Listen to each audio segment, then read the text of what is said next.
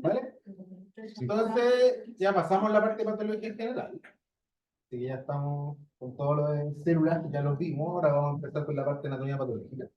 Cierto que la rama de la patología que estudia la alteración morfológica o lesiones, así que siempre vamos a hablar de lesiones, no hablar de problemas. El que me dice problemas me hace enojar. ¿Vale? Así que no me hablen de problemas, esa cuestión es para los psicólogos mismos. Sí, nosotros hablamos de lesiones. En distintas enfermedades asociadas a sistemas. ¿Vale? Entonces vamos a ver de cardiovascular, por ejemplo. Y hoy hasta que terminemos cardiovascular. ¿Vale? Así que debiéramos salir temprano. ¿Qué hacemos acá? Estudiamos los mecanismos patogénicos, es decir, cómo se produce la enfermedad, ¿cierto? Y agrupamos los procesos o enfermedades o lesiones, ¿cierto? Según el sistema que se afecte. En este caso vamos a partir con cardiovascular. La idea de esto es que identifiquemos la enfermedad mediante diagnóstico oncológico, haciendo citología y el estudio de la celulita suelta, que ya lo vimos en oncología, ¿cierto? Biopsia, que es el estudio histopatológico completo, o necropsia, que el paciente completo. Ese es como el método de mayor amplitud diagnóstica, donde vemos todos los sistemas y podemos tomar muestras de todo tipo. Entonces la idea, y que es lo que hemos estado haciendo, y por eso hincho con eso, ¿cierto? Es entregar, ¿sí? Digo, la pudiéramos incluir la causa para que la sepamos. Y, o sea, la idea es que el reporte de biopsia esté en caso, que no sea necesario nada más. Es la idea, obviamente se puede hacer, etcétera. Pero la idea es que corte el todo medio absolutista. ¿Vale? Y este mono lo pongo a los profesionales también, ¿no? Ese es un paper. Eso está publicado, eso es cierto. Está publicado creo que en el Veterinary Pathology. Esto dice que los clínicos son de Marte y los patólogos son de Venus. Y eso simplemente pasa porque cuando uno se dedica a la clínica, sale de la U, se dedica a la clínica, se le olvidan todas estas cosas. Entonces te mandan una biopsia y te la mando de vuelta y me dice, ¿y qué? No entiendo nada. Entonces por eso ahí está esa como separación, ¿no? Que no debería haber, y eso es lo que trato de abogar ahora, que no se le olvide todo. ¿Se acuerdan de algo? Que cuando vean el informe algo les suene. Tal vez no todo no es necesario, pero que algo les suene, no que me llamen, yo les informo, no sé, un hemangiosarcoma, que esto, que está acá. Ya lo habíamos visto también en la clase anterior. Me pregunten, ¿no? ¿Es benigno o maligno? No estaría bien, digamos. Por último, ¿te acuerdas que sarcoma es maligno? Eso, por último, ¿verdad? Y lo otro es que me lo mandó una patóloga, si pues, a veces quiero que manden los datos y luego me acuerdo que piensan que somos adivinos. Por si mandan a una biopsia, no entiendo, ¿verdad? Entonces eso también es parte de la comunicación entre nosotros. Entendamos el lenguaje de viceversa, ¿no? Incluso hay uno, esto, como les digo, esto está publicado, si lo buscan lo van a encontrar. Hay otra que se llama, que bueno, funciona en inglés, que se llama los clínicos son de, o sea, los patólogos son de Marte y los clínicos son de Urano. ¿Sí? Entonces dice, pathologists are from Mars and clinicians are from Uranus. ¿Sí? Entonces, así de más se llama, que si alguien lo entendió. Lo pueden buscar también, eso está publicado, como les digo, es un tema de mejorar la comunicación y mejorar el aprendizaje en patología. Por eso lo ocupo aquí un poquito, para que me pesquen un poco y se acuerden en el futuro. ¿Vale? Perdón por oficiar a la universidad, pero este curso ha pasado por muchas partes. ¿Vale? Así que eso es como anatomía patológica general, pues un overview ya saben, ya, pero no está de más comentar. Entonces, ahora veamos patología cardiovascular, también me voy a ir saltando las generalidades porque también obviamente las conocen, seguramente ya no es lo que les da problema en la asignatura, ¿no? Y la anatomía y la función del órgano, principalmente el corazón, obviamente hablamos también de grandes vasos, vamos a hablar de vasos más pequeños, etcétera, de pericardio y otras cosas. Pero tú ustedes lo saben, así que lo voy a dejar ahí nada más porque se acuerdan de la circulación mayor, menor. También hemos estado hablando del lado derecho del corazón, lado izquierdo del corazón. Vamos a volver a hablar de eso. Por ejemplo, es bueno que nos acordemos que de anatomía comparada, si se acuerdan que si les pasaban un corazón de un equino es bastante diferente a un corazón de un bovino o de un perro o de un gato, o sea. Entonces, cada especie se ve diferente el corazón. Sí. El corazón de pollo también es súper diferente y así. Entonces, depende de la morfología, lo que nosotros interpretemos de esos pacientes y también la especie. ¿Sí? Por ejemplo, tienen un corazón de cerdo ahí que si se fijan, es un corazón normal de cerdo, ¿sí? Se fijan el redondito redondo. ¿Sí? Pero si les digo que es un corazón de perro, a lo mejor no está bien. Si les digo que es un corazón de equino, claramente no está bien.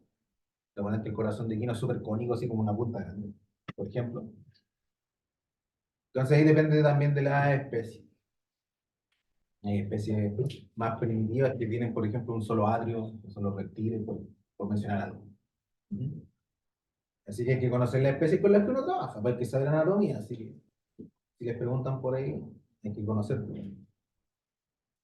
Cosa importante que a lo mejor se me olvide, por eso la abordo, es que el corazón está envuelto.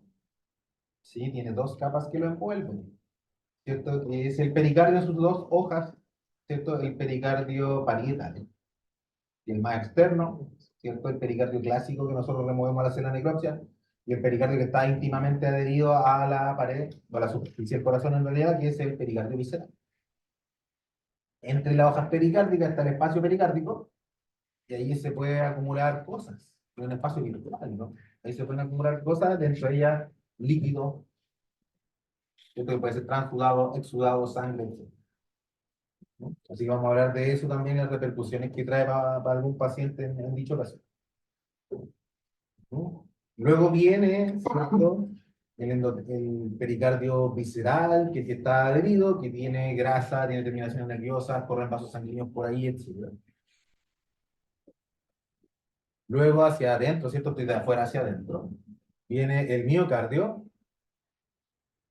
en sus dos áreas, ¿cierto? Que el miocardio clásico, funcional, ¿cierto? Y el miocardio específico, que es el sistema de conducción. ¿No?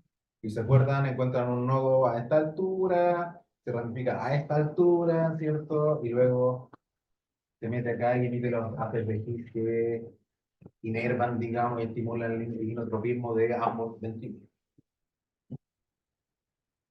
Hacia adentro, entonces, recubriendo al miocardio y el músculo, probablemente, vienen el endocardio. Y también vamos a hablar de alteraciones del endocardio, que básicamente el endotelio. Tiene la misma función que el endotelio, si el corazón es un vaso grandote modificado, ¿no? ¿Sí? Es como una gran arteria. Está recubierto por endocardio, que es lo mismo que el endotelio en cualquier otro vaso. Entonces, esa es como la organización de los tejidos. ¿Cierto? Ahí tienen el sistema de conducción que le estaba mencionando. Y que un miocardio que se ve diferente, ¿cierto? Que el específico. Y el tema que tienen con esto nosotros más en veterinaria no tanto, pero en medicina humana, si tienen un infarto miocárdico justo aquí o justo acá, pueden generar intensa arritmia, te puede matar al paciente, siendo un infarto a lo mejor chiquitito, pero te está destruyendo el sistema de conducción. Por suerte, los infartos miocárdicos para nosotros son raros en medicina veterinaria. ¿Sí? Así que es poco probable encontrarse con algo así, pero bueno, por ahí puede que sea. Ujú. Histológicamente, entonces tiene el músculo estriado cardíaco, ¿cierto? Y el músculo estriado esquelético, ¿cierto? Y este músculo que tiene todos los núcleos en la periferia. Esa es como la gran diferencia. Mientras que el músculo estriado cardíaco tiene todos los núcleos, como los ven acá, centrales, en filitas centrales. Esa es uno. Sí, lo otro es que entre medio se van a encontrar con estas fibras que son grandes, gruesas, incisiales, que son así células grandotas, homogéneas, que en este caso es la fibra de Purkinje, el miocardio específico. Está indicado por el número 2. Si se fijan, no es tan fibrilar, sino que es una gran célula. Si uno mira esto, tiene un gran núcleo por aquí, un poquito núcleo. Es un sincicio, un grupo de células que están unidas. Esos son el sistema conductor. Y eso hace la diferencia, no se van a encontrar con esto en un músculo estriado esquelético. El texto, lógicamente, la envoltura, y lo único que quiero que vean es que el 9 es el espacio pericárdico, ¿cierto? Y ahí tienen este material. Un poquito de líquido, es normal encontrarse con este material proteináceo histológicamente y macroscópicamente con un poquito de transudado. Acuérdense que normalmente se forman transudados en todos los órganos, ¿sí? En pequeñísima cantidad. Van a equivocarse con la interpretación. Si usted hace una necropsia y se encuentran con un ml tal vez, normal. Debe ser especie, ¿sí? Si se encuentra con 250 mililitros, eso no es normal en ninguna. Y por debajito, ¿cierto? Tienen el pericardio visceral o epicardio también. Si lo escuchan, epicardio. Si se fijan, ahí tiene todos estos espacios blancos claros con núcleos periféricos, que es grasa. Ahí es donde está la grasa, justamente, del corazón, y está la inervación y también el ingreso de vasos sanguíneos a nivel de epical. Como nosotros hablamos de cosas que fallan, ¿cierto? Tenemos que saber que el corazón tiene mecanismos compensatorios frente a las fallas o alteraciones. Uno que es la dilatación para cumplir con el precepto ley estable. ¿Sí? Que era básicamente que el corazón tiene que dilatarse lo más posible para poder contraerse lo más posible. ¿Sí? Entonces la fibra se relaja para poder contraerse en forma máxima y tratar de mantener el volumen minuto de ese paciente. Esa es la ley de Frank. Ahora, todo tiene su límite, digamos, ¿no? Si la fibra está completamente dilatada o distendida, ya no tiene fuerza para contraerse tampoco. Entonces, ahí ya nos pasamos, nos salimos del mecanismo compensatorio y caemos en lo que es la cardiomopatía dilatada. Que justamente el gran problema que tiene es ese, pues, el que no es capaz de mantener el volumen minuto. Tenemos además la hipertrofia, que es donde la pared, además de mantener esa capacidad de dilatación máxima, también se engruesa un poquito para generar una contracción un poco más intensa. Tratar de mantener el volumen minuto, producto de un aumento de la carga, que puede ser fisiológico o patológico. Puede ser un individuo atleta o puede ser un individuo con alguna patología. ¿Sí? El otro tiene el aumento de la resistencia periférica, es decir, la hipertensión. ¿Cierto? También es un mecanismo compensatorio cuando tiene baja el volumen minuto, ¿cierto? Que se activa el sistema renina-angiotensina-aldosterona y se trata de subir la presión, ¿no? Para tratar de mantener la perfusión del órgano. Eso fisiológicamente sí funciona, pero también puede pasarse de roca y convertirse en un mecanismo patológico. Ustedes saben el círculo vicioso de la enfermedad cardíaca. Y tiene la distribución del flujo sanguíneo, que es lo que ocurre cuando tú tienes una reacción de alarma, o cuando tienes o estás preparado para una respuesta deportiva. La sangre se va donde tiene que ir, se oxigena mayormente el cerebro, se deja de irrigar un poco las vísceras y se privilegia la musculatura, y el cerebro, cosa de mantener tu actividad o salir arrancando, dependiendo del estímulo, ¿no? Eso también es la redistribución del flujo sanguíneo, un mecanismo compensatorio para mejorar la perfusión en casos que sea necesario. Todo eso, obviamente, se va a terminar manifestando morfológicamente en el corazón. Todas estas cosas funcionales, o buena parte de las alteraciones funcionales que han visto en fisiopatología y todo esto, se termina viendo en los órganos. Eso es el mensaje principal. Entonces, cuando hagamos la necropsia, o cuando podamos hacer también ecografía, vamos a ver que van a tener que examinar el corazón y identificar la estructura y más o menos ver las relaciones, ¿no? Porque también importan los tamaños. Entonces identifican el pericardio. Hablemos de la necropsia por nuestra parte, ¿cierto? La inspección en necropsia o en cirugía también podría ser. Vemos el pericardio primero, lo miramos, ¿cierto? ¿Qué buscamos? Si tenemos una coloración normal, presencia o ausencia de líquido, aumentos de volumen, acumulación de exudado, continuidad. Si todo eso está y lo interpretamos como normal, lo cortamos en el ápex, la puntita, y lo retiramos hacia abajo. Y ahí tenemos expuesto el corazón. Sí, ahí vamos a mirar entonces el examen externo, vamos a mirar la forma y el tamaño del órgano. Obviamente eso va contrastado con el tamaño del individuo, ¿m? Y con la especie. Cortamos por los grandes vasos de la base y lo retiramos completo. Sí, ahí lo que se hace, así como medida objetiva, que se dice que se hace, es pesarlo. Pesar al paciente y pesar el corazón. Y tiene que ser un cierto porcentaje del peso del paciente, creo que entre un 1 o el 3%, pero no, bueno, no se hace. ¿Sí? Esa es como la forma objetiva, real de decir este corazón es más grande de lo que debería. Pesa un 3,2% más, ¿no? Entonces es demasiado. ¿Sí? Pero realmente no se hace, es poco práctico, no se hace. Ujú. Lo que se hace es medir y se establecen relaciones, por ejemplo. Sí, las vamos a ver encima. Corazón canino, más normal. ¿Sí? Si le dijera que el corazón porcino, eso no es normal. ¿Sí? Corazón redondeado, si fuera porcino, probablemente es normal. Pero este es un corazón canino. Eso no está bien. Entonces, ¿qué se hace para ver el interior? Se corta completamente. Yo no hago un montón de cortes y un montón de cosas. Yo lo corto a la mitad, ¿no?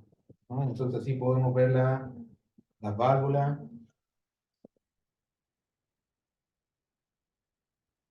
¿cierto? Podemos ver la relación del miocardio, del endocardio, de las paredes, de la aurícula y los ventrículos, etcétera. Entonces ahí se hace el examen interno. Este es el corte que le estaba mencionando, completo.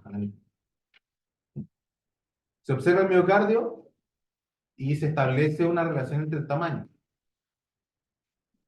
¿verdad? Donde el ventrículo derecho o la pared muscular del ventrículo derecho, la pared libre, ¿cierto? Debe tener una relación 1:3 versus el ventrículo izquierdo.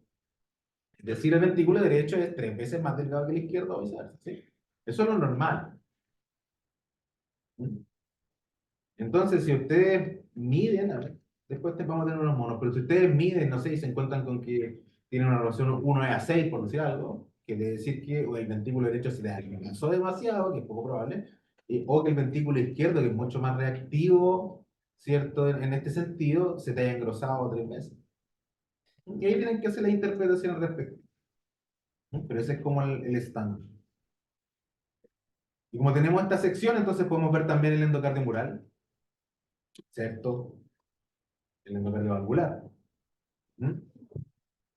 Y ahí tienen un link pequeñito donde se hace como la inspección in situ, que dura como un par de minutos, todavía está así. Lo pueden revisar si le interesa. ¿Mm? Eso es lo que se hace para inspeccionar el corazón, ¿no? Sí, dame un segundo.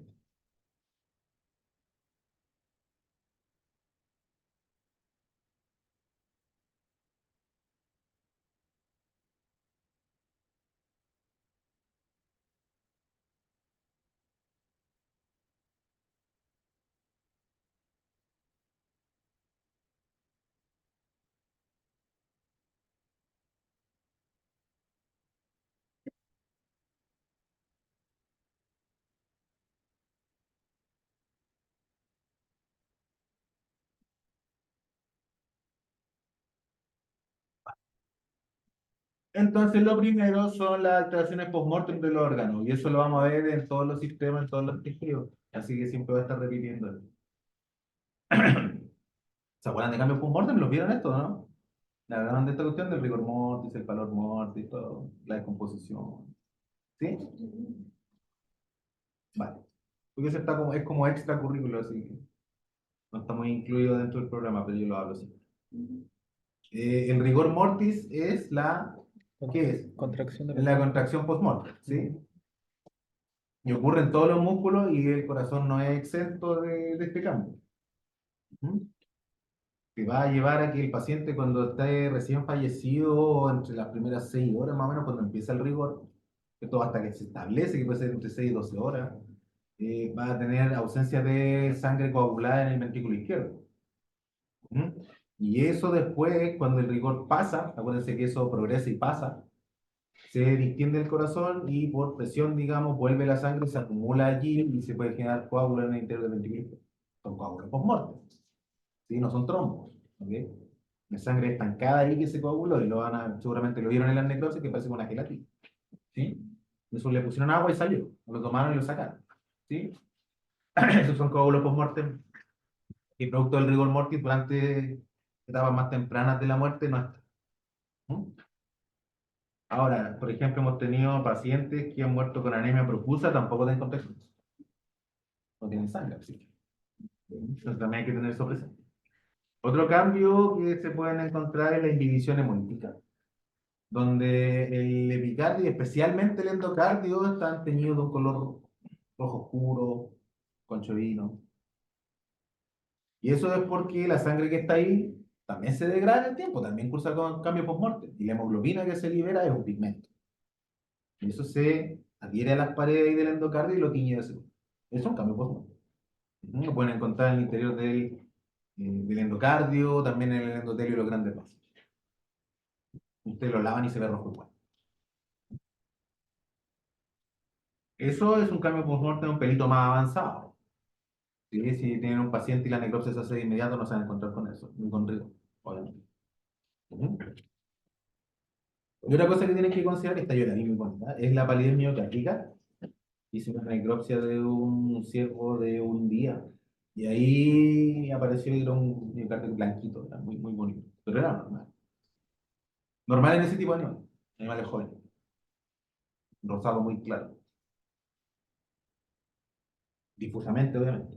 Y si tienen, por ejemplo, cambios adquiridos, para que lo tengan también presente, y son focales, palidez miocárdica focal, pueden ser focos de necrosis, o a veces lo pueden asociar a, bueno, a veces de menos, pero a punción cardíaca con inyección continental.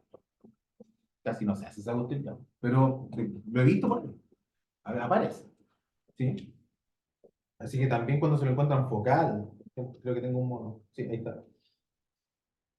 Eso tiene más tiempo, por eso tiene hemorragia y se puso más oscuro, pero cuando recién ocurre, tío, Pental es blanco, digamos, son zonas de cristales que están depositados ahí, entonces se ve más claro, son zonas de eutanasia muchas veces. Y obviamente se pueden encontrar con diferentes grados de hemopericardio también en esos casos.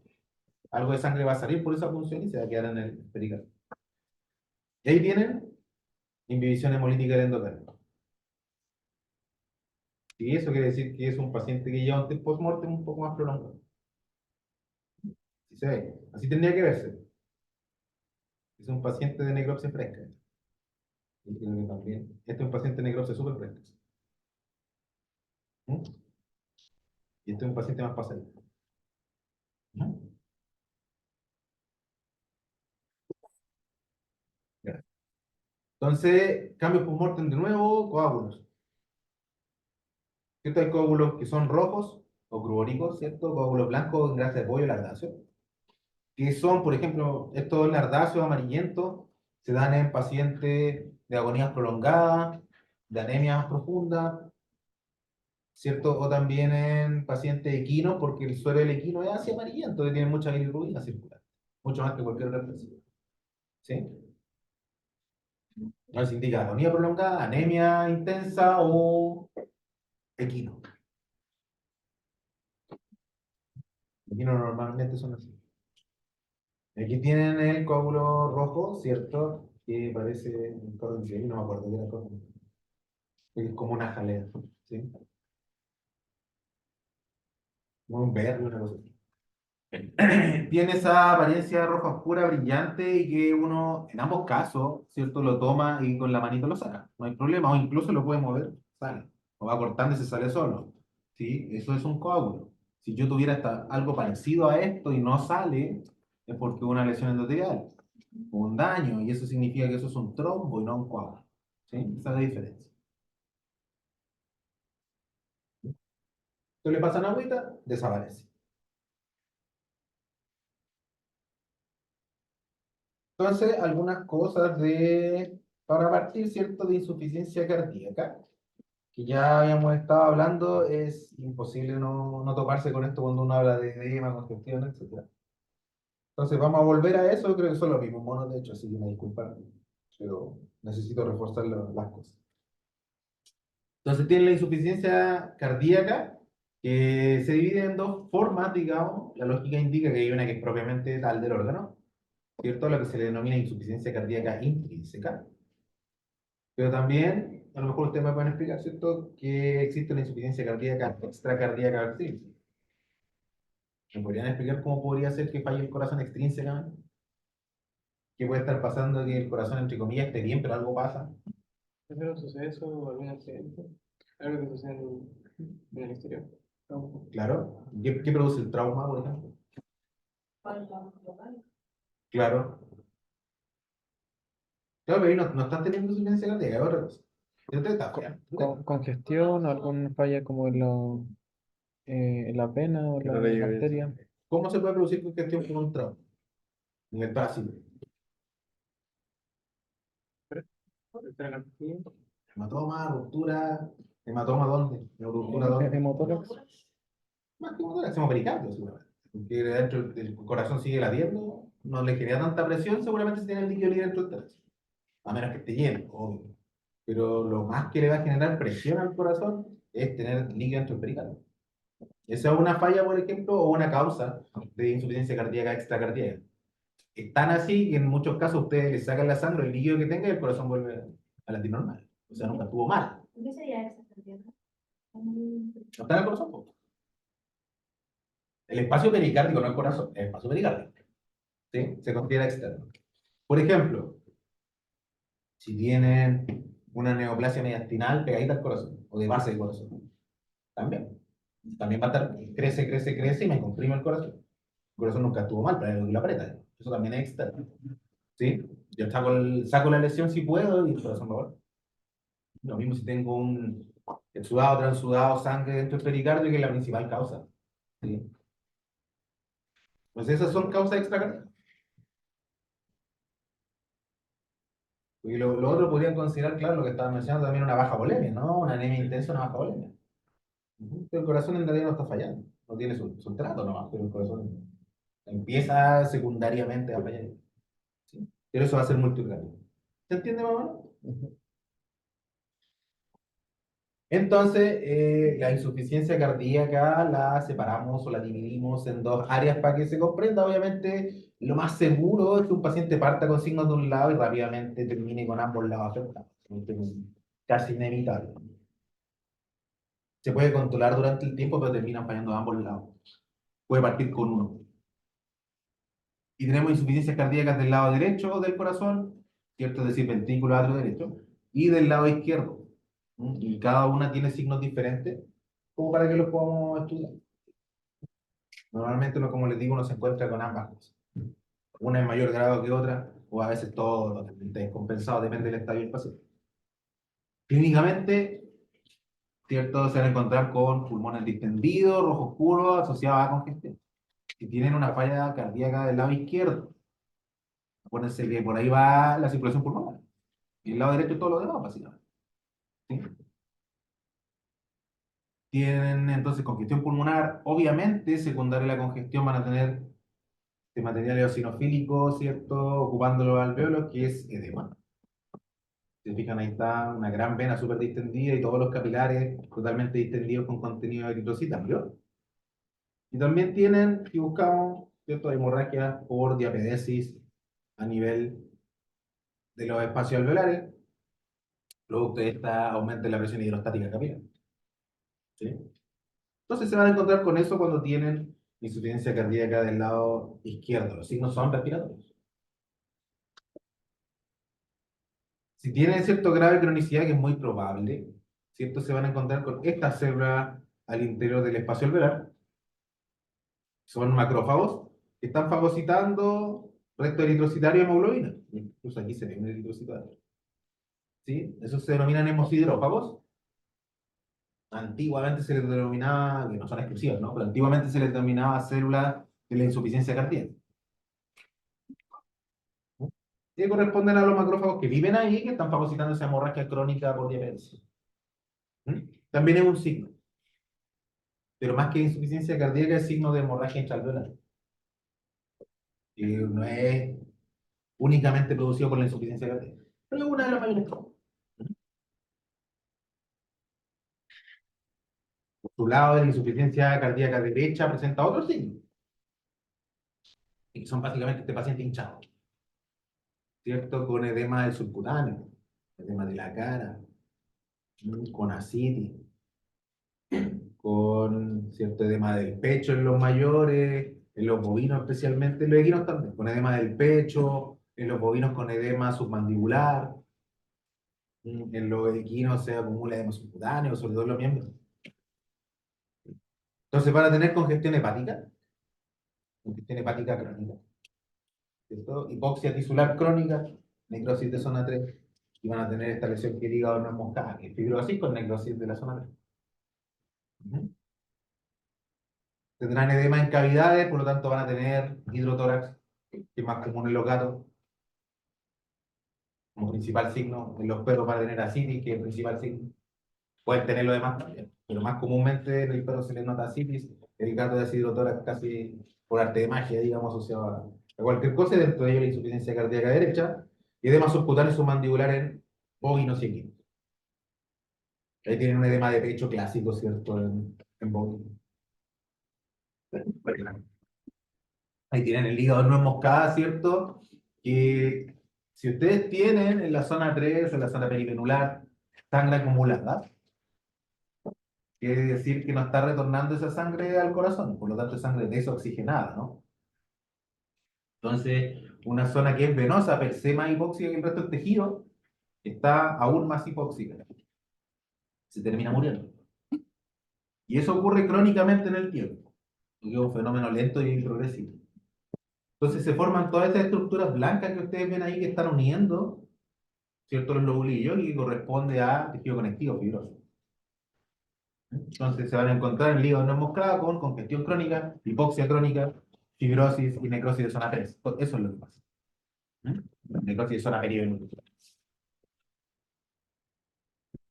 ¿Vale? Y es clásico en los pacientes que tienen cardiopatías crónicas del lado derecho o bilateral.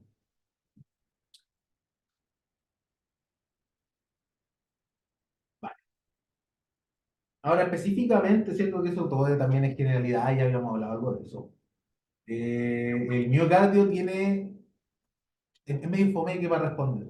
Sí, es pobre en el sentido del repertorio de respuestas que tiene. Hay otros tejidos que responden floridamente a muchas cosas y hacen diferentes cosas. Súper plástico en ese sentido. El cardiomiocito tiene la posibilidad de atrofiarse, hipertrofiarse o morirse. Básicamente. No hace más. O sea, chicos sangrando mueren. ¿Vale? Entonces además tiene una escasa capacidad regenerativa. Esa es la cosa. Entonces se puede adaptar y si sobrepasa el estímulo, simplemente muere. Y no se recupera.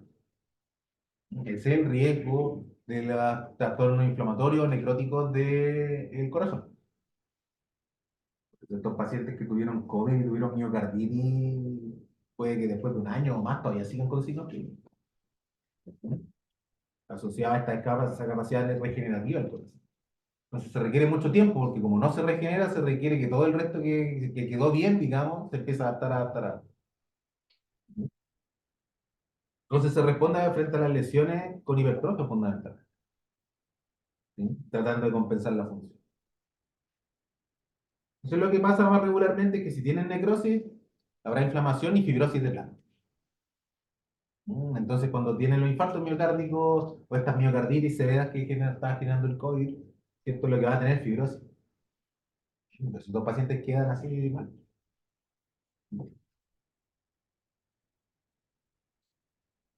Eso a diferencia de otros órganos que tienen capacidad regenerativa increíble como el hígado y otros más, ¿cierto?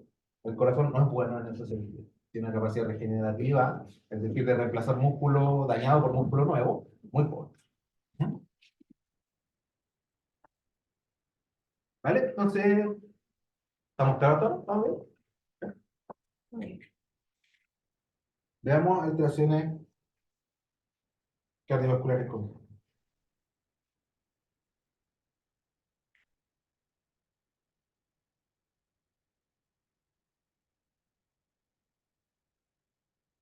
Sí, hay varias y obviamente en resumen, en forma clínica, ustedes van a ver estos pacientes que tienen, qué sé yo, 3 meses, 4, 5, 6, hasta 6 meses más o menos, y que empiezan con signos de insuficiencia cardíaca. Clínicamente, a ver cómo anda la semiología clínica. ¿Cuáles son los signos de insuficiencia cardíaca que yo veo en un paciente? Clínicamente. Mucosas pálidas, ¿Mm? mucosas pálidas, Mucosas pálidas, cansancio, ¿ah? Tos. ¿Cómo opera eso de la tos, semiológicamente? Es una tos que yo digo, esta cuestión parece cardíaca, no una tos respiratoria, como algo pasa, algo tiene. tos seca, Es una improductiva. tos seca con arcada final, esa es como la definición de la tos cardíaca. Sí. Y eso se produce por hipertrofia del ventrículo derecho, y le pega un poquito la tráquea y lo vomita y genera tos. Esa es como la patogenia. Ujú. Ya. Entonces se cansa el gallo, tiene mucosas pálidas, solo mucosas pálidas.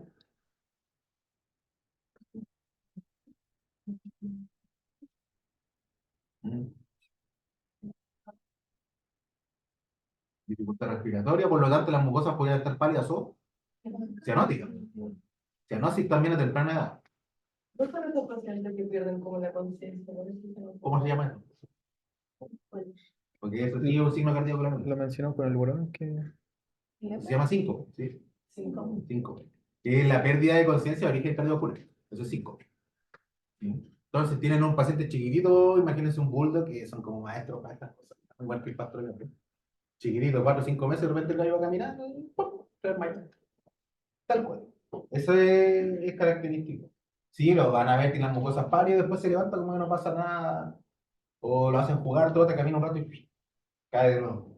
Sí, eso es como característico de la insuficiencia cardíaca en esos individuos más chicos. En los adultos van a tener los signos que estábamos hablando recién, ¿no? Así, edema, todas esas cosas. Y lo pueden tener en individuos también pequeños. Depende de la alteración. Pero lo principal es intolerancia al ejercicio, pérdida de condición corporal cuando tienen casos de mayor cronicidad, o cosas bien pálida o cianótica, y síncope. Esos son los signos principales. Creo que les toca hacer biología el más rato, no el próximo año, más rato. Segundo semestre, creo. Así que ahí se van a acordar. Entonces, van a ver que todas estas alteraciones morfológicas que vamos a hablar ahora, la mayoría se manifiestan clínicamente igual. Una de ellas es la persistencia del ducto arterioso, que es una alteración congénita, insisto, que se observa mayormente en pudor, colipomerania y ovejero alemán. No es exclusivo, te puede aparecer en cualquier especie, en cualquier raza, pero es más común en esas, estadísticamente.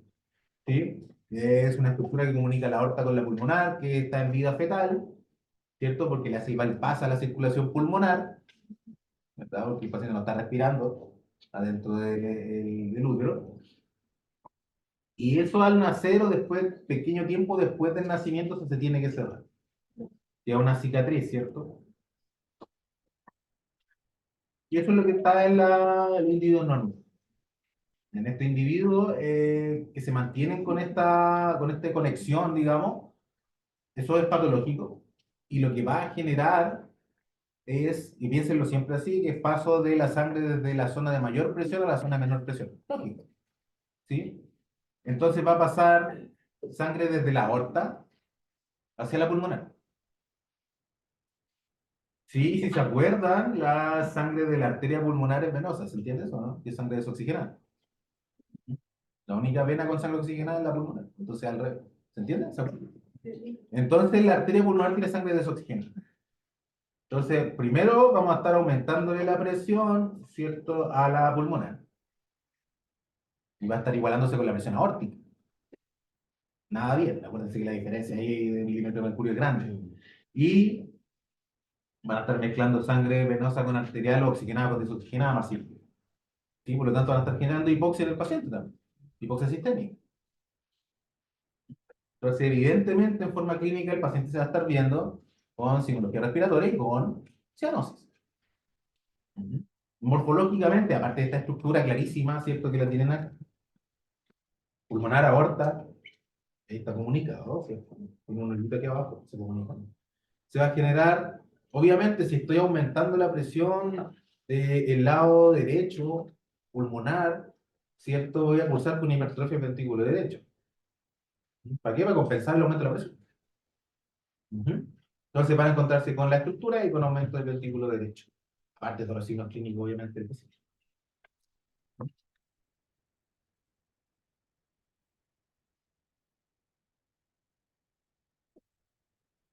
Tienen otra que es la persistencia del cuarto arco aórtico derecho. ¿Cierto? Que es una alteración en la formación de la aorta, que debiera formarse, ¿cierto? Del cuarto arco aórtico izquierdo, normalmente. ¿Sí? Cuando se forma del cuarto arco aórtico derecho, ¿cierto? Se genera una estructura, se retiene una estructura que se llama ligamento arterioso, que es el que tiene acá, indicado con la flecha. Entonces la aorta se genera al otro lado y me arrastra este ligamento arterioso por encima del esófago. Y me aprieta el esófago.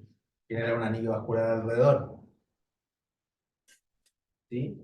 Entonces, signos clínicos que van a tener aquí, curiosamente, en la estructura que persiste, y no van a tener signos cardiovasculares asociados. Lo que van a tener ahí son signos digestivos. El esófago, el que está apretado, y te va a generar dilatación crónica sostenida y alteración en la peristalsis del esófago con megaesófago. Eso es lo que te va a generar la persistencia del cuarto arco tipo. Es congénita, es hereditaria. Si el paciente alcanza a reproducirse, va a seguir apareciendo en la población. Sí, yo hasta ahora que sepa, porque me han dicho varias veces que esto uno ni siquiera muy vascularizado lo puede cortar, ¿qué problema hay? Primero, cirugía tórax abierto, Y lo otro, entiendo que esto no retorna. Si ustedes tienen el megaesófago, ustedes cortan ahí y está instalado el megaesófago, no vuelve. Así que no se sacan nada. Así que no es de fácil resolución eso. Tienen que manejar el megaesófago clínicamente dependiendo del caso. Pero si fuera un paciente joven, recién nacido, puede volver No lo hay detectado. Porque acuérdate que iba a estar tomando agua, leche y eso pasa igualmente. Cuando le cambias de sólido, recién te das cuenta y ya han pasado meses, ¿no? Ese es el problema. Que como les digo, esa no tiene signos clínicos cardiovasculares como otros. O sea, es una alteración del sistema cardiovascular congénito. ¿Sí? Otra es la persistencia del foramen oval, ¿cierto? Que ahí lo tienen, que es el que comunica ambos ventrículos. ¿Sí? Esa es una alteración en la formación del septo. Ahí se falla en la fusión entre los que comprimimos los secundum, que son la parte de arriba del septo y la parte de abajo, que en el desarrollo biológico, una sube, una baja y se junta. Así se forma el septo interauricular. Pero el Ujú. foramen oval era el que está conectado como embrionariamente. Sí, eso es embrionario y eso se va desarrollando en el tiempo. Incluso hay especies como el bovino que hasta los 2 años puede persistir, no hay problema. Las presiones se mantienen bien. En otras especies es patológico encontrarlo en nacimiento. ¿Sí? O pueden dar un tiempo, en los humanos creo que dan un tiempo, ¿no? En 50 en esto creo que dan un mes, una cosa así. Si se mantiene, bueno, problema. Si no, el individuo va a estar bien. Se describe como normal en bovino hasta los 2 años, como el individuo o la especie que yo sepa que más tiempo puede persistir. Si tengo entonces comunicación, aunque sea interatrial, ¿no? Del lado derecho con el lado izquierdo, ¿cierto? ¿Cuál es el lado que tiene más presión? El lado izquierdo, ¿sí? Acuérdense que el derecho es fuelle nomás. Y el que hace fuerza, toda la fuerza es el lado izquierdo. Entonces se me va a pasar la sangre del lado izquierdo al derecho. ¿Cómo me reacciona el corazón frente a ese aumento de carga? Con hipertrofia. Entonces, para tener hipertrofia del corazón derecho, aparte, obviamente, la comunicación interauricular, evidente, que puede ser tan grande como esa es la esquina. O puede ser muy pequeñita, a veces no te da signos clínicos. Y obviamente te va a generar hipertensión pulmonar. Si te está yendo toda la sangre para el lado derecho, te va a generar hipertensión pulmonar. Y el paciente también va a cursar con cianosis. Clínicamente es igual. ¿Se fijan?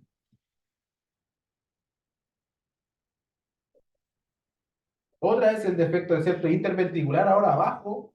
Esto puede ser una apertura o una lesión grande o puede ser muy pequeñita que a veces se encuentra al hacer una ecografía y uno la ve, pero el paciente está bien. Y así que tienen diferentes grados. Ahí tienen congénitamente una falla en el cierre de fusión del septo muscular con el septo membranoso, es decir, la parte de abajo con la parte de arriba, así lo digo, se forman igual. ¿Sí? Si no se juntan durante el desarrollo biológico, queda un espacio. Entonces se va a producir hipertrofia de ambos ventrículos, siendo más notoria en el ventrículo izquierdo, porque el ventrículo izquierdo tiene mayor capacidad de hipertrofia que el derecho. Pero ambos van a estar hipertrofiados, ya que van a estar comunicándose la sangre, igualándose las presiones en ambos lados. Ujú. Y obviamente en ese caso, para qué decirlo, también el paciente va a cursar con hipertensión y va a cursar con cianosis. Ujú. Dependiendo del grado, puede ser desde inocente hasta matarte al paciente. Depende del tamaño del defecto y las presiones que se generan. Tiene malformaciones de las válvulas. Esto como puede ser una estenosis pulmonar congénita. ¿Cierto? Que es la estrechez valvular o por debajito de la válvula. Esto es la base y hace que la válvula esté más dura, rígida o inmóvil, ¿cierto? Entonces, lo que van a tener es que la sangre se empieza a devolver, ¿no? La válvula no cierra bien y la sangre se empieza a estancar y devolver. Como estamos hablando del lado pulmonar, estamos hablando del lado derecho y por lo tanto van a tener aumento cada vez mayor de la presión y la carga a nivel del lado derecho. Van a terminar entonces con la lesión valvular y con hipertrofia del corazón derecho. Si tienen estenosis por la válvula aórtica, ¿sí? Estamos hablando del lado izquierdo, se le denomina subaórtica porque en realidad la válvula no es la que falla, sino que es la unión, ¿sí? La base se fibrosa, o nace, el paciente nace haciendo. Estamos hablando de congénito, esto puede ser adquirido también. Tienen bandas fibrosas por debajo del endocardio. Fibroso es tejido conectivo, y esa cuestión es inextensible, es duro, rígido, ¿sí? Entonces va a tener el mismo problema, pero a nivel del lado izquierdo. La sangre del lado izquierdo se te va a devolver al ventrículo izquierdo, porque la válvula no cierra bien. Y además se genera aumento de presión porque para abrir esa válvula que está rígida necesita más presión también. Entonces va a tener aumento de presión del lado izquierdo y por lo tanto, y de carga obviamente, a largo plazo. Y por lo tanto va a tener también hipertrofia concéntrica y izquierda. ¿Se falla el lado izquierdo? En ambos casos, y lo que representa la imagen, fíjense que la sangre, en otros monitos la sangre salía así como una flechita recta. Aquí sale como una flecha así como en espiral. Representa que estos pacientes van a cruzar con soplo, porque la sangre empieza a pegarle a las paredes, ¿cierto? Cuando sale, le pega a la válvula y suena. Y eso es lo que uno escucha como soplo, el golpe de la sangre a la válvula. Eso es. ¿Turbulencia? Es turbulencia de flujo, básicamente. Eso es lo que representa justamente esa flecha. ¿Mm? Y eso es lo que van a tener las alteraciones valvulares en general soplo.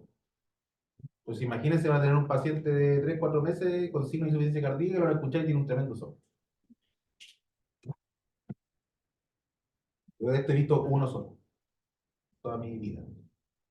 Y lo indirectamente era de una luz. Lo diagnosticamos así. Una vez, que era una estenosis pulmonar.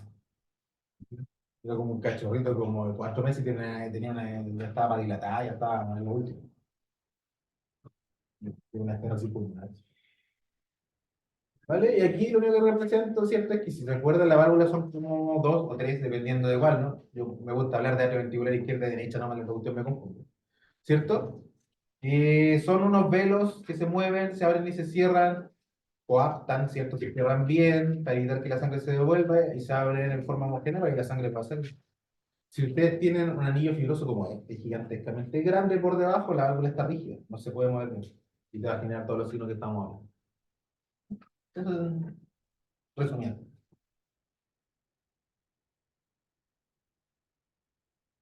¿Vale? Ujú. ¿Sí? Otra es la tetralogía de Fallot, sí, que ya así de epítome, donde tiene 4 alteraciones todas en conjunto.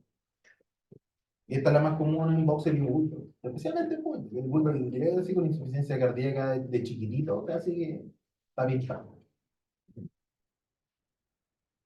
Implica 4 alteraciones morfológicas todas juntas que te van a llevar, obviamente, a insuficiencia cardíaca y a cianosis, clínicamente. Y que es la aorta que en vez de estar para el lado izquierdo, como que está cabalgada, sobrepasa el septo y se pasa al lado derecho. Eso se llama dextraposición aórtica, y la aorta está al lado derecho.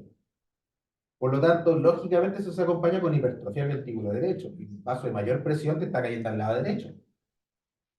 ¿Sí? Tienes que reaccionar con hipertrofia para tratar de mantener esa presión. Y además esos pacientes tienen comunicación interventricular. Por lo tanto, más paso de sangre de un lado al otro. Y además con estenosis pulmonar, o sea, son súper salados. Lado derecho, sobrecargadísimo. Todo eso sobrecarga el lado derecho. ¿Sí? Y además hay hipoperfusión del lado izquierdo. ¿Sí? Entonces, los animales clínicamente portan cianosis, o sea, van a aportar diferentes alteraciones como cianosis, intolerancia al ejercicio, síncope. Sobre todo síncope y cianosis. ¿Sí? Es más común en bulldogs, pero te puede aparecer en cualquier especie. Yo lo he visto más en literatura en perros. Sobre todo bulldogs. Ujú. Que tienen un gráfico, ¿cierto? Que les muestra, por ejemplo, que la aorta, esto se está pasando, la aorta tiene que caer acá, es como así, ¿cierto? Tiene que caer acá. Y en este caso, se abre hacia el lado derecho. Y eso explica toda la sobrecarga del lado derecho, básicamente, y que se agrava por estenosis pulmonar y se agrava por la comunicación interventricular que está. Entonces tienen un horror de presiones y el paciente va a cursar con hipoperfusión sistémica. Hipoxia, hipoperfusión, ascitis. No alcanzan a hacer mucha ascitis, pero puede ser edema pulmonar, cianosis, 5. Esa es la tetralogía de Fallot.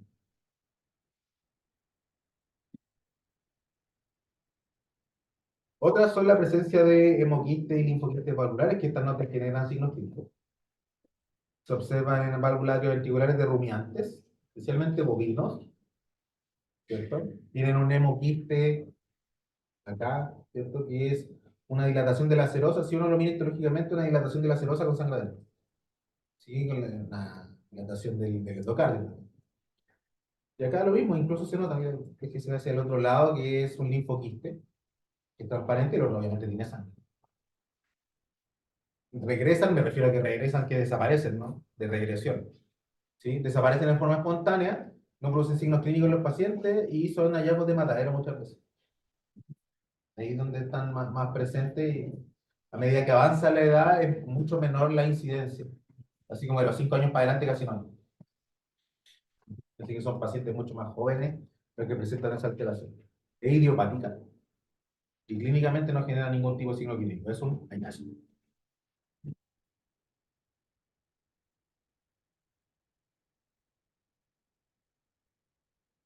Otra alteración, ¿cierto? Y que deben considerar la patología, obviamente, es la ectopia. Ectopia se define como la alteración en la posición no normal. Algo está donde no debería estar. Eso es ectopia. Y el corazón, si se acuerdan, durante el desarrollo embriológico, el corazón está, ¿cierto? ¿Dónde está? Cuando está desarrollándose el individuo, primero. ¿Se acuerdan, no? No. No me acuerdo la cara. No es que se originan los brotes cardíacos que se forman el corazón y después se posicionan en el cuello. Bueno, no en la entrada del tórax, el cuello. ¿Cierto? Y eso si permanece, se considera una ectopia. Entonces, es la ectopia más común que se llama ectopia cordis cervicalis. Ectopia del corazón en el cuello, en el subcutáneo del cuello por dentro. ¿Sí? Hay niños con esa cuestión. Si lo ven en YouTube, lo pueden encontrar que se ve el corazón. Obviamente tienen mucho cuidado de muchas cosas, ¿no? Los humanos pueden vivir con eso una vida no tan larga, obviamente, pero sí hartos años y los animales mueren casi al nacer con esas cosas. Sí, otra es por delante del esternón, que es esta, ¿cierto? Que también es como la última fase de del posicionamiento durante el desarrollo. ¿Cierto? Primero la base la base del cuello, luego empieza a bajar, llega a la zona del inicio del esternón y luego se internaliza. Si queda afuera se llama ectopia cordis externalis, que es la que tiene el animal. O sea, ahí dice cervicalis, en realidad es externalis, es por delante. ¿Sí? Y la otra es abdominal, que es extremadamente rara, pero también puede ocurrir. Y obviamente eso no es compatible con la vida. Ninguna de estas en general en medicina veterinaria. En humana, con los cuidados y todo lo que se hace, los niños pueden llegar incluso a la adultez.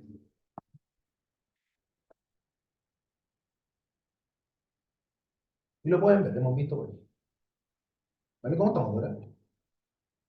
Las 9:10 de la mañana. ¿Qué hora es? 1:10. Ah, vamos, súper. Bueno, veamos alteraciones del pericardio.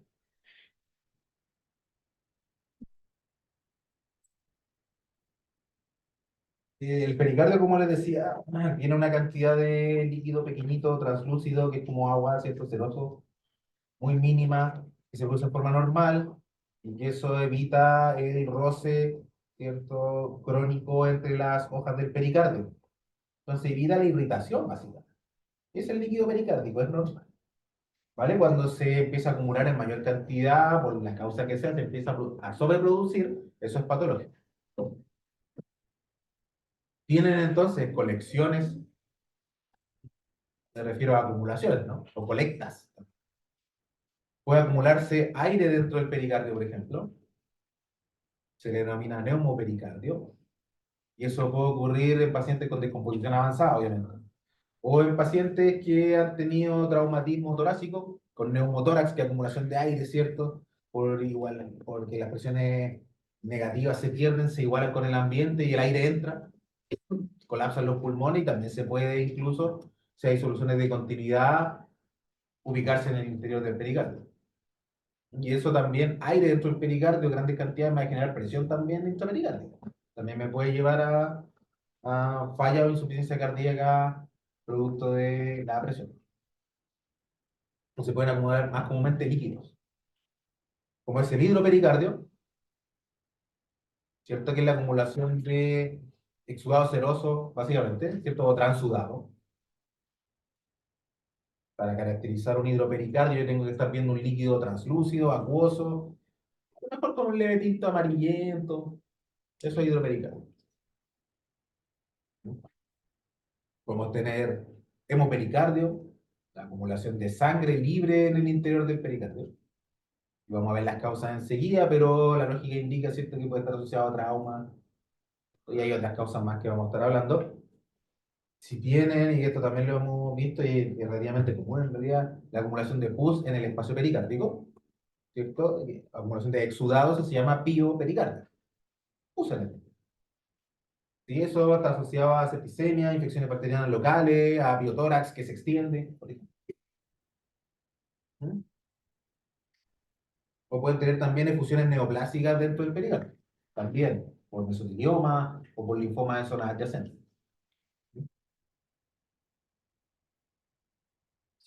Entonces, neumopericardio puede ser, por ejemplo, un artefacto que a veces nos engaña los sentidos. Y nosotros estamos manipulando, ¿cierto?, el tejido y a veces, no sé, se nos pega el guante y queda como una burbujita que uno dice, ah, no, neumopericardio, y parece que tiene aire. Pero a veces producto de la manipulación o al inserir el tórax también cambia la presión y puede ser un artefacto. Sí, así que hay que tenerlo presente, tener los antecedentes clínicos. Puede ser, como les digo, post-mortem, eso está asociado a la descomposición, donde el paciente va a estar ya con proliferación bacteriana, las bacterias producen gas cuando están en descomposición. Y eso se acumula en todos lados, lo van a ver en la serosa, en el intestino, todas las vísceras digestivas van a estar distendidas y pueden encontrarse también con esas burbujas de aire, ¿las ven? Esa burbujita en un paciente con post-mortem prolongado.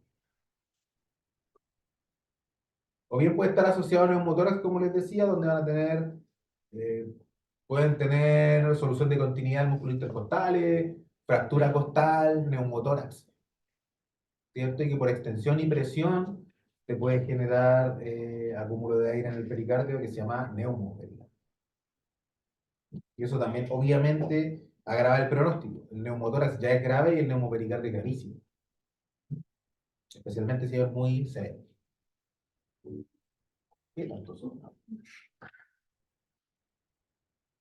Hidropericardio, por su lado, ¿cierto? Es la acumulación de transudado o de líquido translúcido, ¿cierto? Acuoso, que puede ser, como les digo, leve amarillento, leve rojizo, ¿sí? Pero que no sea exudativo, que sea transudativo, o un exudado seroso como mucho, ¿sí? Para eso está la caracterización en el laboratorio que hablamos también en esa sesión. ¿Cuáles son las causas de hidropericardio? Tienen que entender las causas y la patogenia, ¿no? Son varias, por ejemplo, la hipoproteinemia, especialmente pacientes con hipoalbúminemia, por aumento de la presión oncótica. O sea, disminución de la presión oncótica, perdón. ¿Sí? Disminución de la presión oncótica. Si tengo baja albúmina, se me sale el líquido de los vasos sanguíneos todo el intersticio y dentro de ellos el pericardio. ¿Sí? Es común encontrarse en esos individuos con ascitis, con edema subcutáneo también, hidropericardio. ¿Mm? La insuficiencia cardíaca derecha, y a veces me gusta llamarla como los edemas de cavidades. Y una de las cavidades es el espacio pericárdico. También se acumula edema. Y en ese caso, sí es por aumento de la presión hidrostática. Ahí sí. Insuficiencia renal por pérdida de proteína, ¿cierto? Pérdida de albúmina vía renal y van a tener disminución de la presión oncótica en dichos casos. Las septicemias también generan aumento de la permeabilidad vascular y van a tener también edema asociado. No sé si han escuchado, ¿cierto?, de la acidez de los pollos broiler, que en resumen, estos pollos, que son los pollos parrilleros, ¿cierto?, que son así, unos dinosaurios, como en 30 días son de este tamaño. ¿Sí? Y resulta que el tamaño muscular y el tamaño de crecimiento, los huesos y todo, se ha adaptado más o menos bien genéticamente. Se han seleccionado para crecer así. Pero el corazón tiene baja heredabilidad el carácter del crecimiento del corazón. Entonces el corazón está tan chiquitito o un poquito más grande que una gallina común y corriente. Entonces un gallo de este tamaño con un corazón de gallina va a tener o puede llegar a tener signos de insuficiencia cardíaca. Y eso es lo que pasa. Están acelerando el crecimiento del broiler que les pasa a eso y cursan con acidez intensa. Eso si sobreviven o se mantienen más del tiempo necesario también, porque acuérdense que eso a los 21, 21, 30 días transparente. ¿Sí? Entonces, de curso agudo o de curso crónico. Pueden tener ambas posibilidades. El curso agudo van a tener taponamiento cardíaco, es decir, este líquido se produce en grandes cantidades en poco tiempo y hace que el corazón no pueda distenderse bien y por lo tanto no se va a contraer con fuerza máxima. Por lo tanto, no cumple con la ley de Franz Stallman, ¿sí? Producto de la presión externa, producto de ese líquido que está acumulado. La superficie del pericardio va a estar brillante y nosotros vemos la necropsia con una gran cantidad de líquidos adentro. Eso es agudo. La forma crónica es aquella donde el corazón se va adaptando, va cursando con hipertrofia, ¿cierto? Requiere tiempo, obviamente. Y es donde el epicardio está fibroso y opaco. Hay fibrosis. Es un signo de cronicidad, como siempre. Y a veces se le denomina corazón velloso porque además van a tener proliferación de las células mesoteliales. Si nosotros lo viéramos con lupa, se verían así como pelitos. Por eso se le denomina así. Es un pericardio entonces mucho más rugoso, fibroso, opaco, firme al cuerpo. ¿Mm? ¿Y cómo se produce en forma crónica? Bueno, pequeñas cantidades de líquido, pero sostenidamente en el tiempo. Ujú. ¿Qué células proliferan? Mesotelio. ¿Sí? Entonces, además de eso, van a encontrarse con hipertrofia en alguna de las partes del corazón, indicando que eso lleva tiempo y adaptación. ¿Cierto? Aquí tienen un hidropericardio más bien translúcido, ¿cierto? Y más probablemente sea agudo con colapso pulmonar, claramente. Imagínense el tamaño del corazón. Eso también a la larga, si tiene un aumento de tamaño del propio miocardio o algo como esto, ¿cierto? También te va a generar colapso pulmonar. Los pulmones ya no tienen dónde más expandirse, ¿no? Se comprimen contra la pared y se genera atelectasia en ambos pulmones. O tienen aquí una pericarditis o más bien sí, una efusión crónica, ¿cierto? Donde el pericardio claramente es más opaco, fibroso, da más aspecto de rugosidad, duro, ¿cierto? Y tiene este líquido ya más teñido con sangre y otras cosas en el tiempo. Hidropericardio crónico, hidropericardio crónico. Hemopericardio corresponde, como dijimos, ¿cierto? A la acumulación de sangre en el espacio pericárdico, sangre entera, ¿cierto? Que puede ser también aguda o crónica. Por la misma vía, ¿no? Agudas con mucha sangre en poquito tiempo, con taponamiento, o crónica con adaptación y pequeñas cantidades de sangre que sostenían en el tiempo. La etiología puede ser ruptura de atrio en canino, que eso puede ocurrir de forma espontánea o traumática. Ruptura de aorta intrapericárdica en equinos, que eso puede ocurrir durante la carrera, es como una de las principales causas de muerte súbita en los equinos de carrera.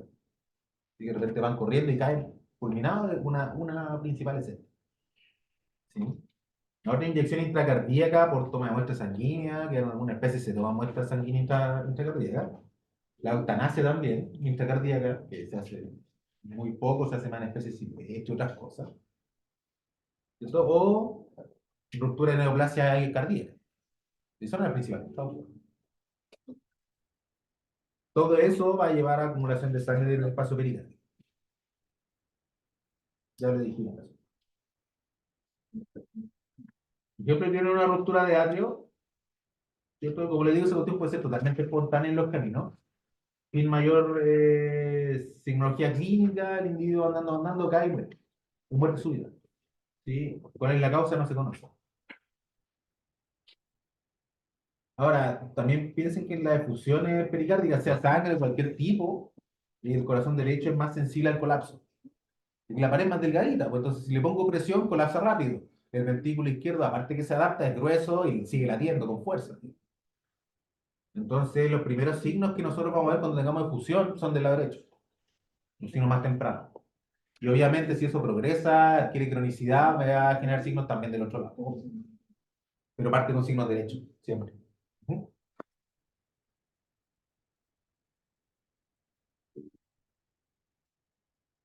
Por mencionar nomás algunas alteraciones metabólicas del corazón, pueden encontrarse con amiloidosis, un fenómeno inflamatorio crónico.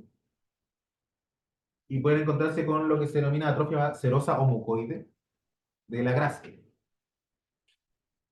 y que es nada más que un signo de inanición prolongada o consumo de tu reserva energética de forma prolongada. Por decir que el corazón está rodeado por grasa, tiene variables cantidades de grasa el corazón. Si cuando ustedes tienen un paciente que ha tenido una inanición prolongada, es decir, falta de consumo alimentario, sí, van a tener que la grasa tiene un aspecto como, no tiene esa consistencia, pero parece yema de huevo, se ve como que fuera yema de huevo. Por eso se le denomina degeneración mucoide. Y eso implica que hasta las reservas de grasa que estaban alrededor del corazón se han ido metabolizando y perdiendo. ¿Sí? Entonces, si uno ve un corazón con esa lesión, es un signo de inanición prolongada, un paciente en muy mala condición corporal. Ahí está. Si ustedes tienen un corazón con una atrofia completa, de la grasa, y ahí tienen una. ¿Y por qué se denomina, cierto, esta atrofia mucoide? Da como ese aspecto. ¿No? El corazón tiene que tener una grasa clásica blanquita, ¿cierto? Ahí en esa zona. Y aquí tiene ese aspecto como clara de huevo. Y eso es signo entonces de un paciente caquético. Signo caquético.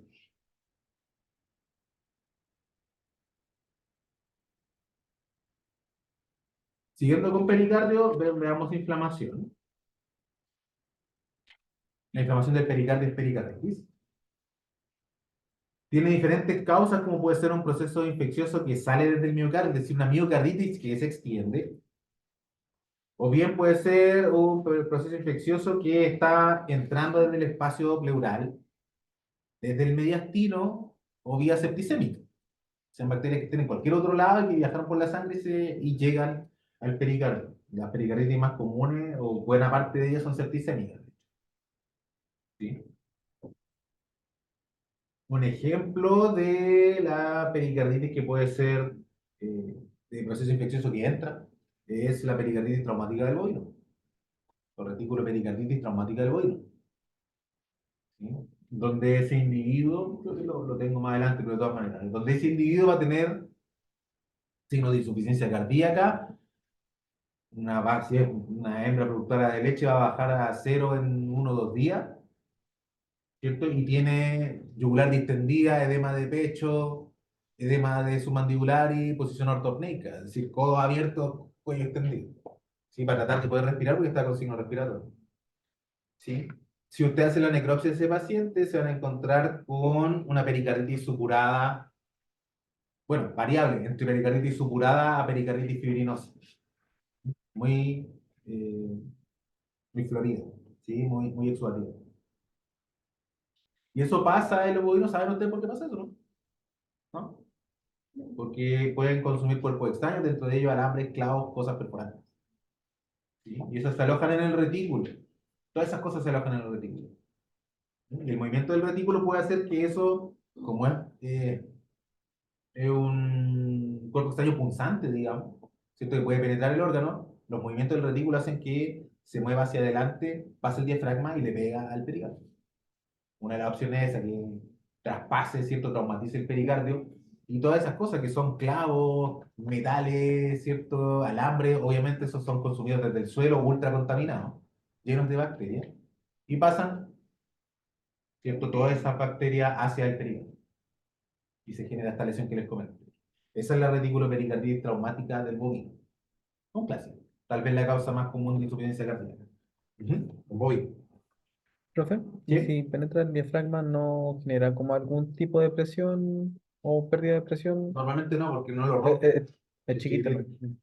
No lo rompe. Si lo rompía, si lo raja, siente claramente. Usualmente cuando ve eso también va al pericardio y ve un sitio de perforación muy pequeñito, inflamación. Local. Las secuelas son pericarditis crónica constrictiva, es decir, todo este exudado se empieza a organizar, a hacerse sólido, para más remate. Entonces, si el paciente no se llegó a morir por algún motivo que nadie podía entender, sí que se te muere en la fase crónica. De ahí inextensible. ¿Sí? Por lo tanto, van a tener hipertrofia del corazón hasta donde más se pueda, principalmente bueno, de los dos lados, ¿cierto? Hasta que aguante. Eso es lo que se van a encontrar. La pericarditis fibrinosa, ¿cierto? Se clasifican según el exudado. Las pericarditis normalmente pueden ser supuradas o fibrinosas, más que eso no. ¿Sí? Las pericarditis fibrinosas pueden ser agudas, donde se deposita este material amarillento, blanquecino, ¿cierto? Que queda flotando ahí en el espacio dentro del exudado y que se le denomina pan con mantequilla. Yo creo que es como un pan con queso más que un pan con mantequilla. Si toman ustedes dos hojitas de pan de molde y le ponen un queso, lo derriten y después lo abren, así mismo se. ¿Vale? No creo que sepa igual ni nada, pero se le parece. Crónicamente, para tener adherencia entre las cerosas, eso se vasculariza, se fibrosis y todo. Entonces, además de riesgo, si esa cuestión se rompe, el paciente se va en hemorragia y se muere con hemopericardio. O sea, es todo muy mal. ¿Sí? La etiología en los bovinos puede ser la pastorela, que es septicémica, o la Escherichia coli septicémica en los individuos de 1, 2, 3 días. ¿Mm? En los cerdos, la enfermedad de Glasser, ¿cierto? Que es una enfermedad bacteriana, septicémica, que es producida por el Haemophilus parasuis, ¿verdad? Y el Streptococcus suis, que también es una septicemia que se parece en el Glasser. Es lo mismo y que te genera serositis fibrinosa. Todas las serosas con fibrina. Y dentro de ellas el gato. Y los gatos el fibro. Cualquier cosa fibrinosa que le digan en los gatos siempre tener presente. Eso podría resolver si es que no es muy severo el proceso, si es que se trata de alguna manera, si es que se reconoce a tiempo, que normalmente no es así. Para evitar las adhesiones, y si hay adhesiones normalmente te mata al paciente a largo plazo. Tiene una pericarditis fibrinosa crónica, cierto que los libros antiguos, todas estas cosas son antiguos, pero igual uno se acuerda. Dice que eso se llama corazón acorazado, como que una armadura. ¿Cierto? Y se entiende que es un órgano que tiene que moverse libremente y distenderse y contraerse. Si está dentro de una armadura, no va a andar. ¿Sí? Es una coraza, corazón acorazado. Sí, ahí tienen las hojas del pericardio, ¿cierto? El parietal, el visceral y entre medio, todo este exudado que ya está organizado, es decir, fibroso, duro, denso. ¿Qué ley de Frank Starling podríamos esperar ahí? No mucho. Para que vean la histología nomás, para que se acuerden cómo se veía la fibrina, así se. Todo esto es fibrina llena de neutrófilos. Acuérdense que este material eosinofílico amorfo que puede cubrir la superficie lacerosa, o que puede estar, por ejemplo, como lo vimos en los pulmones, lo vimos en el parénquima, es exactamente eso, metido dentro del saco. Aquí está el músculo y aquí tienen inflamación, ¿cierto? En el pericardio visceral. Ahora eso es para ponerla. Ahí normalmente, por ejemplo, si tenemos lesiones de ese tipo, nadie va a hacer una histología esa cuestión. Espero que no. ¿Vale? No es necesario, es demasiado severa la lesión para diagnosticar. Pero ahí pusieron una para molestar.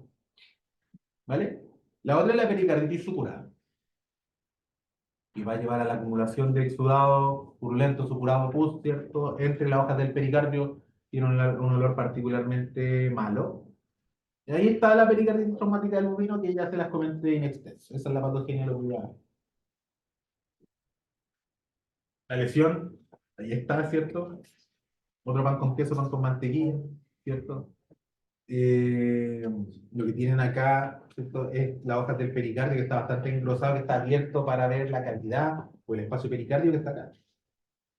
Lleno de pus, ¿cierto? Y estrías de material supurado que están adheridos también a la porción interna o la cara interna del pericardio parietal. Todo esto es pus. Si ustedes lo analizan, van a ver grandes cantidades de neutrófilos y bichos, bacterias. También le ponen corazón velloso por motivo de en esa estructura de y como que fueran perros.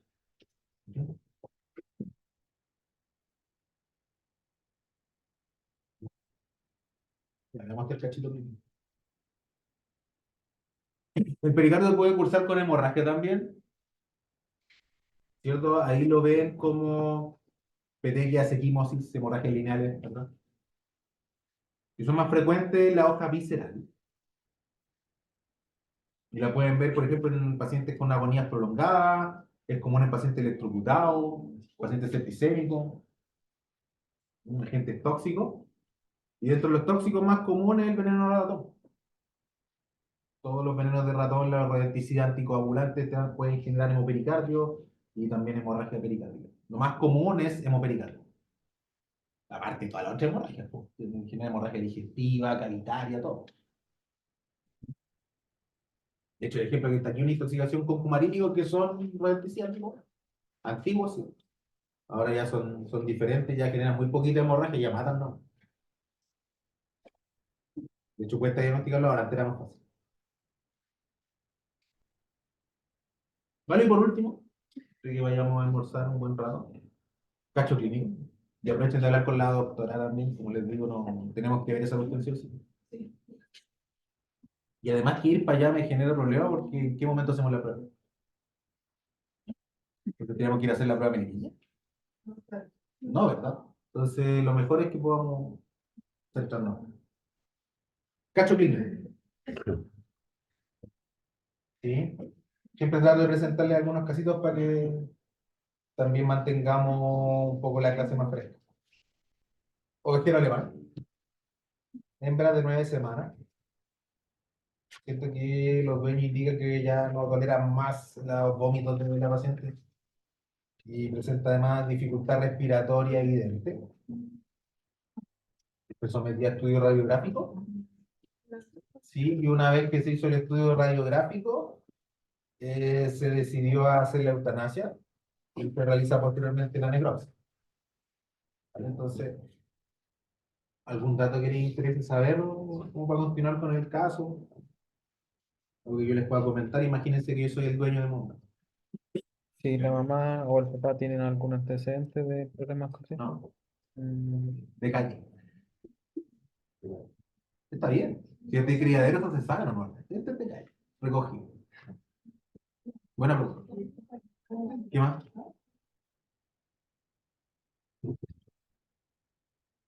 preguntaba, ¿se realizó examen de sangre? No, no alcanzamos. ¿En ocasión ha tenido pérdida de conciencia? No, no ha ¿No le tenido. dan a pasear? ¿Ah? ¿Tú cuando está como le dan a pasear? Van dando lo más bien y vomita. Apetito, como agua. Toma agua, Compramos poco amoratada, ¿influye el color y consistencia del vómito? semisólido. Pobremente digerido. Buena pregunta.